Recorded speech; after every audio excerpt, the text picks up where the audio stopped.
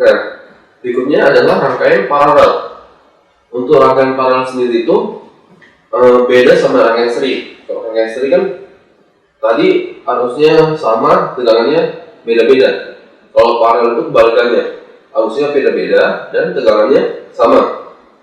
Dan pada rangkaian paralel juga untuk aplikasinya jauh lebih banyak. Contohnya kayak lampu yang ada di rumah-rumah ataupun aliran listrik dari PLN, stop kontak dan sebagainya, itu menggunakan rangkaian paralel. Jadi kalau misalnya ketika terjadi mati lampu, semua daerah nggak mati, cuma daerah tertentu doang. Oke. Nah, kita lihat pada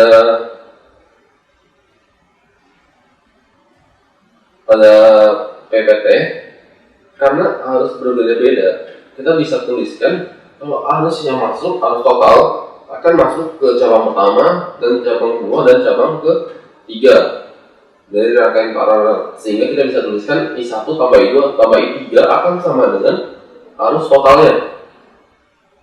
Nah, balik lagi ke hukum Ohm. Jadi basic kita adalah hukum Ohm, di mana untuk mencari arus adalah V dibagi R. Berarti kita bisa tuliskan I total sama dengan V total dibagi R total, I1 sama dengan V1 dibagi R1 dan seterusnya.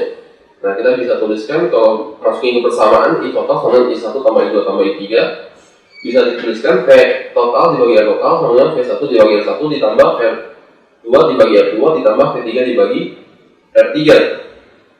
Karena tegangannya sama semua pada rangkaian paralel, maka tegangannya ini kita bisa anggap sebagai satu atau kita coret. Nah, sehingga hasil yang kita dapatkan adalah 1 per R total sama dengan 1 per R1 tambah 1 per R2 tambah 1 per R3.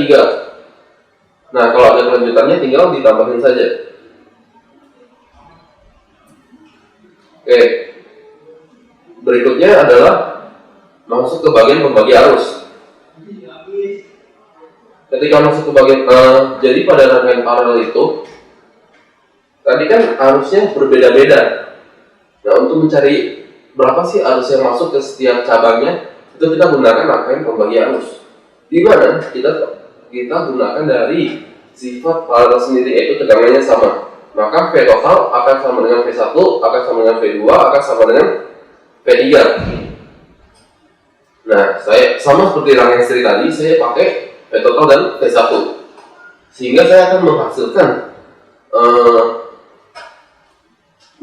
persamaan V total sama dengan V1, di mana V adalah I kali R, sehingga dapatnya I total dikali R total sama dengan I1 dikali R1.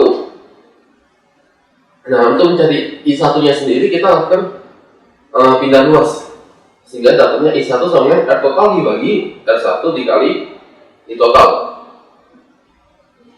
Oke, nah untuk mencari berapa sih arus di sumbu ke N, makanya I yang ke N sama dengan R total dibagi R yang ke N dikali I total.